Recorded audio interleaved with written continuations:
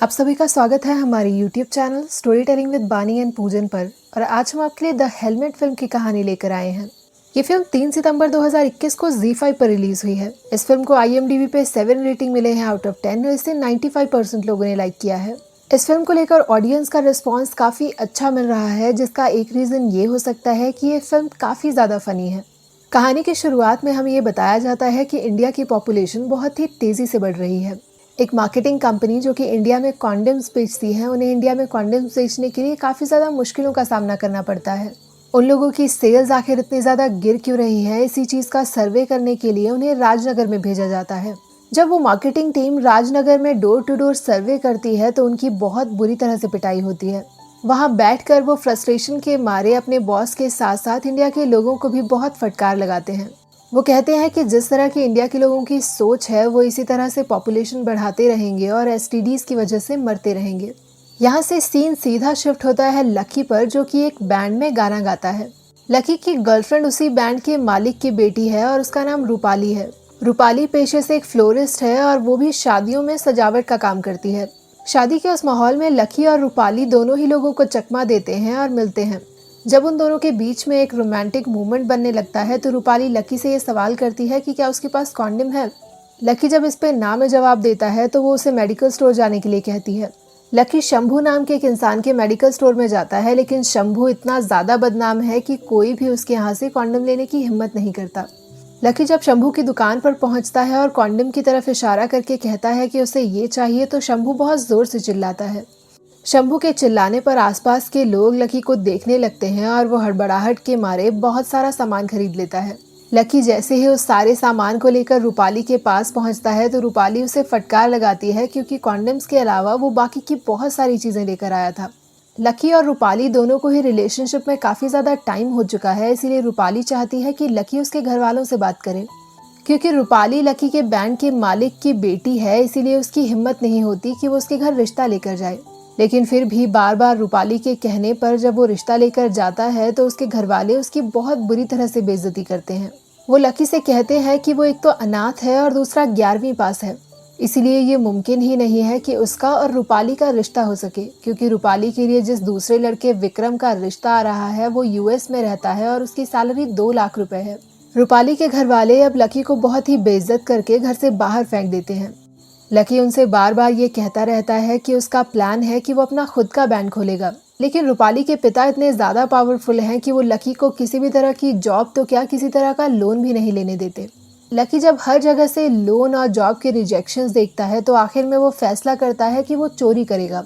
इस चोरी का प्लान जब वो अपने दोस्त सुल्तान और माइनस के साथ शेयर करता है तो सुल्तान उसका काफ़ी ज़्यादा मजाक उड़ाता है। सुल्तान ने अपना पोल्ट्री फार्म खोलने के लिए बंटी भाई नाम के एक गुंडे से काफ़ी ज़्यादा कर्ज लिया था, इसीलिए उस कर्ज को चुकाने के लिए वो भी लकी के प्लान में शामिल हो जाता है।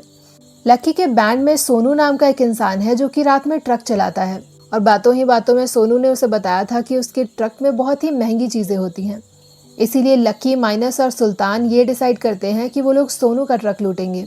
वो तीनों सोनू से मिलने जाते हैं और बातों ही बातों में उससे ये समझने की कोशिश करते हैं कि उसके ट्रकों का रूट क्या है। सोनू भी दोस्त समझकर उन तीनों को वो रास्ता बता देता है जहाँ से उन लोगों के ट्रक जाते हैं। अब तीनों ही वो जगह डिसाइड करते हैं जहाँ बैठकर उन्हें ट्रकों का इंतजार करना था। सुल्तान को उन लोगों के लिए पुलिस की ड्रेसेस का इंतजाम करना था, लेकिन सुल्तान गलती से लकी के लिए कमिश्नर की ड्रेस ले आता है और खुद के लिए हवलदार की। वो लोग उसी रोड पर नाका लगाकर वहाँ पर बैठ जाते हैं और ट्रक के आने का इंतजार करते हैं। जैसे ही ट्रक आता है वो लोग इस तरह से बिहेव करते हैं जैसे कि वहाँ पर पुलिस की चेकिंग चल रही हो। बड़ी ही चालाकी के साथ वो लोग ड्राइवर को ट्रक खोलने के लिए कहते हैं। उसके बाद उसे बातों में उलझा देते हैं और उसके सारे सामान को अपनी गाड़ी में शिफ्ट कर लेते हैं। उन सारे के सारे बॉक्सेस को लेकर जब वो लोग गोडाउन में जाते हैं तो वो बहुत ज़्यादा खुश होते हैं। थोड़ी देर नाचने के बाद जब वो लोग उन बॉक्सेस को खोल कर देखते हैं तो उनके अंदर खूब सारे कॉन्डम्स भरे थे। उन्हें ये लगता है कि शायद कुछ बॉक्सेस में कॉन्डम्स भरे हों, लेकिन बाकी के बॉक्सेस में ज़रूर मोबाइल फ़ोन्स होंगे। लेकिन एक एक करके जब वो लोग सारे बॉक्सेस खोलते हैं तो उन्हें समझ आ जाता है कि उन्होंने जिस गाड़ी को लूटा था उसमें और कुछ नहीं बल्कि कॉन्डम्स जा रहे थे। पहले तो वो लोग सोचते हैं कि वो उन सारे के सारे बॉक्सेस को आग लगा देंगे, लेकिन फिर लकी के दिमाग में ये आइडिया आता है कि वो लोग चाहें तो शंभू की दुकान पर जाकर उन्हें बेच सकते हैं। लकी अपना दिमाग चलाता है और एक हेलमेट पहनकर शंभू की दुकान पर चला जाता है। वो शंभू से बात करता है और उसे कहता है कि वो हेलमेट नाम की एक कंपनी से है जो कि कॉन्डम्स बेचती है। उन लोगों के पास एक नया स्टॉक आया है, लेकिन अगर शंभू चाहे तो वो उसे 50% डिस्काउंट के साथ वो सारा माल बेच सकते हैं। लकी की इस बात पर शंभू हंसते हुए ये कहता है कि उसकी दुकान में जो स्टॉक पड़ा था वो भी एक्सपायर होने वाला है, क्योंकि यहाँ के लोग इतने ज़्यादा शर्मीले हैं कि वो लोग कॉन्डम्स खरीदने के लिए दुकान पर आते ही नहीं हैं। लकी को अब ये पूरा का पूरा प्लान बकवास लगता है, इसलिए उसके हाथ में जो कॉन्डम का पैकेट था उसे वो सड़क पर फेंक देता है। रूपाली के मामा जी जो कि लकी का बैंड चलाते थे, वो बड़ी ही चालाकी के साथ आकर उस पैकेट को उठा लेते हैं। तीनों को ही ये देखकर काफी ज्यादा एक्साइटमेंट होती है, इसीलिए वो इस एक्सपेरिमेंट को एक बार दोबारा से दोहराते हैं। इस बार उस पैकेट को और कोई नहीं बल्कि माइनस के पिता उठाते हैं, और माइनस और बाकी सब लोगों को ये जानकर हैरानी होती है कि आखिर उसके बूढ़े पिता इसका क्या करेंगे। इसके बाद वो सब लोग इस नतीजे पर पहुंचते हैं कि ये ऐसी चीज है जो चाहिए सबको, लेकिन खुद से जाकर कोई नहीं लेना चाहता।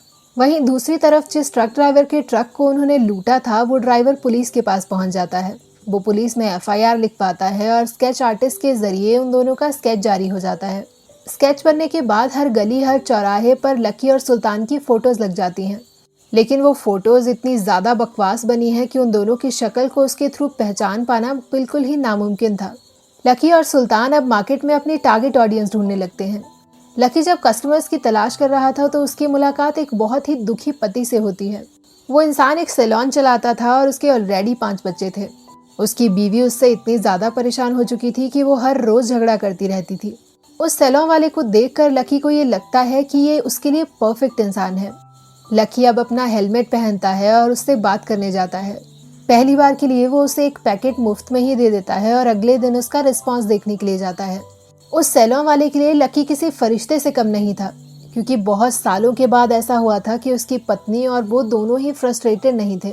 लकी अब उस सैलून वाले को भी अपने काम में पार्टनर बना लेता है। वो उसे कहता है कि जितने पीस वो बेचेगा उसमें से कुछ प्रॉफिट उसके पास भी जाएगा। लकी जब अपना पहला कस्टमर क्रैक कर लेता है तो अब बारी सुल्तान की थी। सुल्तान एक लोकल मूवी थिएटर को टारगेट करता है, एक ऐसा थिएटर जहां पर B ग्रेड मूवीज चलाई जाती थी। वो भी लकी की ही तरह उस थिएटर वाले को प्रॉफिट ऑफर करता है और देखते ही देखते उनकी सेल्स बूम करने लगती हैं। लकी रजिस्ट्रार के ऑफिस को भी नहीं छोड़ता और उन लोगों को भी अपना पार्टनर बना लेता है। तो वहीं दूसरी तरफ रूपाली भी अपने घर की काम वाली को इस काम में शामिल कर लेती है। रूपाली जब अपनी काम वाली को इस प्लान में शामिल करती है तो वो अपने साथ साथ अपनी सहेलियों को भी उसमें इंक्लूड कर लेती है। रूपाली को अब अर्जेंटली 300 पैकेट्स की जरूरत पड़ती है और उन्हीं को लेने के लिए वो लोग गोडाउन में जाते हैं। लेकिन जैसे ही वो लोग गोडाउन में पहुंचते हैं वो देखते हैं कि सारा का सारा गोडाउन खाली पड़ा है और सारे के सारे बॉक्सेस वहां से गायब हैं। अचानक से सुल्तान के फ़ोन पर बंटी भाई की कॉल आती है और वो उन्हें बताते हैं कि वो सारे के सारे बॉक्सेस को अपने पास ले आए थे। सुल्तान और लकी जब बंटी भाई से मिलने जाते हैं तो थोड़ी ही देर में बंटी भाई को पता चल जाता है कि उन बॉक्सेस के अंदर कॉन्डम्स हैं, और उसके बाद बंटी भाई उन दोनों को रेड लाइट एरिया लेकर जाते हैं।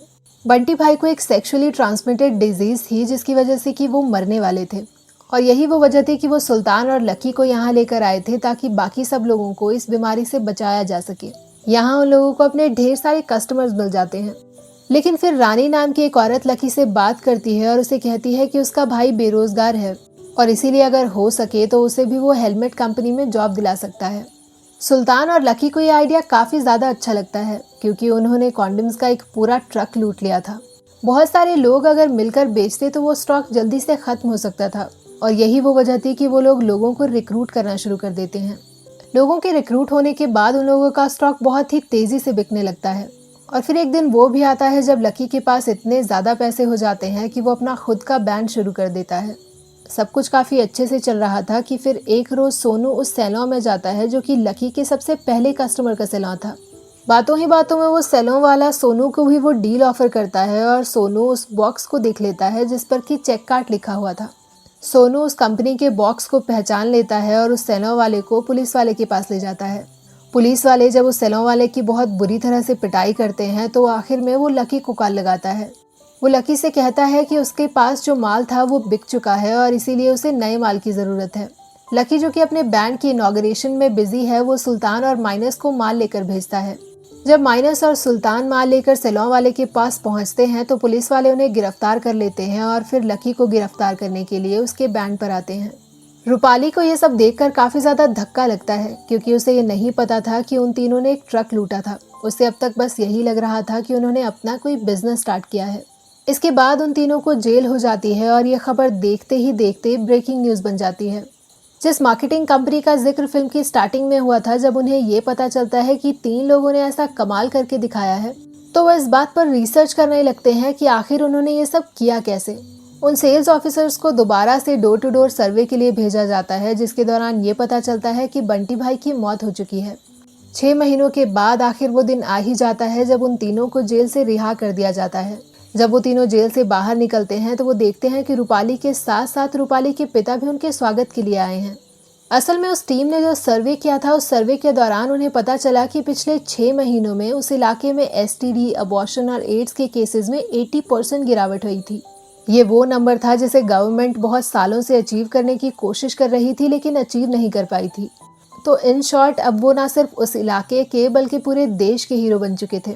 लकी, माइनस और सुल्तान जब जेल से बाहर निकलते हैं तो वो देखते हैं कि उनसे मिलने के लिए लोगों का एक बहुत बड़ा हुजूम आया है।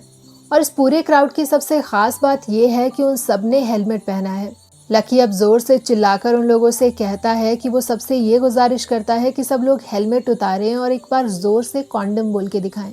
इसी के साथ हमारी कहानी एक सोशल मैसेज के साथ खत्म होती है कि अगर कॉन्डम्स को टैबू ना बनाया जाए तो शायद बहुत सी सोशल प्रॉब्लम सॉल्व हो सकती हैं। बहुत सारे बंटी ऐसे हैं जो किसी एसटीडी से मरेंगे नहीं। बहुत से ऐसे अननेसेसरी अबॉर्शंस, एसटीडीज और बीमारियां हैं जो शायद ख़त्म हो जाएंगी।